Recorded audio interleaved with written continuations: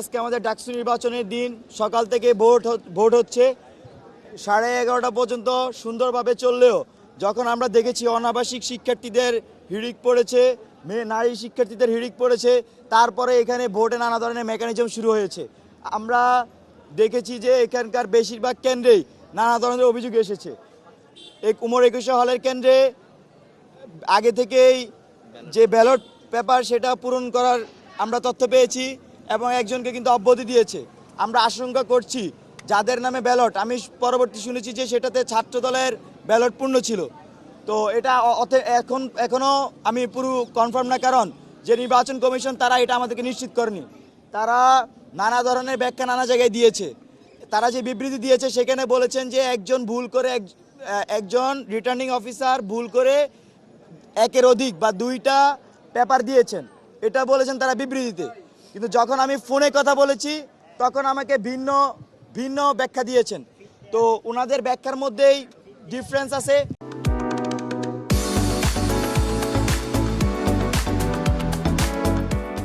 আবার একই সাথে পরবর্তী আমরা দেখেছি রোকেয়া হলে একই ঘটনা আগে থেকেই ব্যালট পেপার পূর্ণ করে রেখেছে।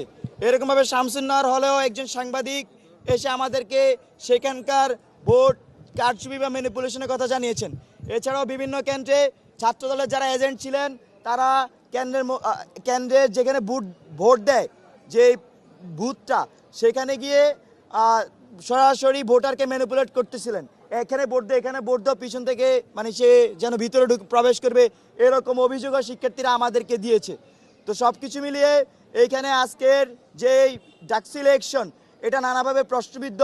সর্বশেষ এখন যে কারণে সংবাদ সম্মেলনটি ডাকা হয়েছে, সাংবাদিক বন্ধুদেরকে ডাকা হয়েছে, সেটা হচ্ছে আমাদের প্রত্যেকটা কেন্দ্রে, আপনারা জানবেন যে 8টি কেন্দ্র স্থাপন করা হয়েছে।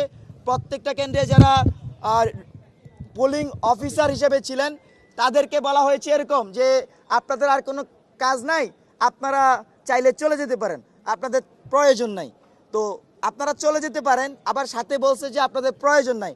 মানে বিষয়টা হচ্ছে এরকম যে সম্মানের সাথে বলছি আপনি চলে যান, আমরা যা করার তা করব।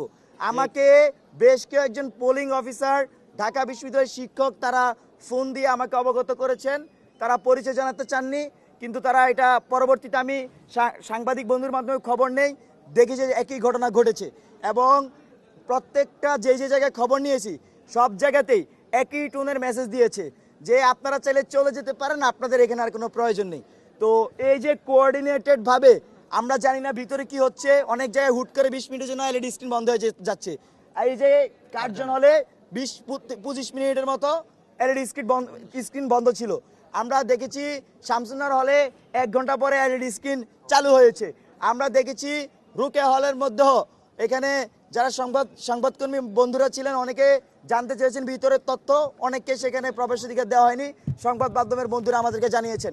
এরকমভাবে প্রত্যেকটা কেন্দ্রে কোঅর্ডিনেটেডভাবে প্ল্যান্ড ওয়াইজ আমরা দেখছি যে ভোটকে ম্যানিপুলেটেড করার ট্রাই করা হচ্ছে, এখানে ইলেকশন ইঞ্জিনিয়ারিং করা হচ্ছে। এই আশঙ্কা আমরা গত সপ্তাহব্যাপী ধরে আমি বলে আসছিলাম। এখানে একটা অংশ তারা নির্বাচনকে বানচাল করতে চায়, নির্বাচনে ম্যানিপুলেট করতে চায়। আমি সংবাদ সম্মেলনে বলেছিলাম 300 যদি করে প্রতি হলে ভোট কনভার্ট করতে পারে, 5600 ভোট কিন্তু কনভার্ট হয়ে যায়। একজন প্রার্থীকে জিতে আনার জন্য এর চেয়ে বেশি প্রয়োজন নাই। এবং এখানে এই ধরনের কার্যক্রম আমরা আজকে কিন্তু কার্যক্রম করতে যত ধরনের দরকার, সিমটম দরকার, সব ধরনের সিমটম কিন্তু আমরা আজকে দেখেছি। আমরা জানি না ভিতরে কি হচ্ছে। দেশবাসী এবং ঢাকা বিশ্ববিদ্যালয়ের শিক্ষার্থীকে এই বিষয়গুলো আমার মনে হয়েছে আমাদের অবগত করা উচিত। আপনাদেরকে অবগত করি। পাশাপাশি আপনারা আরেকটা জিনিস জানবেন, মির্জা আব্বাস বিএনপির স্থায়ী কমিটির সদস্য, তিনি ঢাকা বিশ্ববিদ্যালয়ে পড়েন নাই মনে হয় কখনো। তো উনি আজকে ঢাকা বিশ্ববিদ্যালয়ে এসে হাজির হয়ে বসে আছেন। আজকে কিন্তু ঢাকা বিশ্ববিদ্যালয়ের শিক্ষার্থী, শিক্ষক, কর্মকর্তা, কর্মচারী ছাড়া, সংবাদ মাধ্যমের বন্ধুগণ ছাড়া কারোই কিন্তু প্রবেশের কোনো সুযোগ নেই। মির্জা আব্বাস কিভাবে ঢাকা বিশ্ববিদ্যালয়ে প্রবেশ করেছে সেই প্রশ্ন আমি এই যে প্রধান নির্বাচন কমিশনার বিএনপিপন্থী, তাকে আমি সেই প্রশ্ন রাখতে চাই। এখানে ঢাকা বিশ্ববিদ্যালয়ের আশেপাশে আমি ঘুরে এসেছি, দেখলাম যে অনেক জনসমাগম এবং শুনছি যে তারা নাকি বিএনপির কর্মী।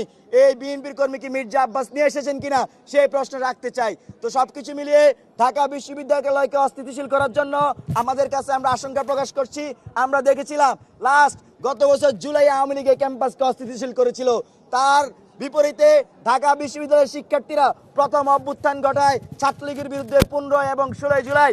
পরবর্তীতে আপনারা দেখেছেন 20 দিনের মধ্যে 5ই আগস্টের মধ্যে সরকারকে কিন্তু তৎকালীন বিগত ফ্যাসিস্ট সরকারকে আমরা উৎখাত করতে সক্ষম হই। তো এখানে এই ঢাকা বিশ্ববিদ্যালয়ে এসে যেই আসুক না কেন এসে ইলেকশন ইঞ্জিনিয়ারিং করতে চাক বা ভিতরে পোলিং অফিসারদেরকে বের করে দিয়ে ইলেকশন ইঞ্জিনিয়ারিং করবে, 20 মিনিটের জন্য এলইডি স্ক্রিন বন্ধ হয়ে যাবে, সব জায়গায় একই ধরনের নাটক মঞ্চায়ন করে নির্দিষ্ট কাউকে জিতানোর জন্য রাস্তা খুলবে, সেই রায় ঢাকা বিশ্ববিদ্যালয়ের শিক্ষার্থীরা মানবে না। ঠিক ঠিক।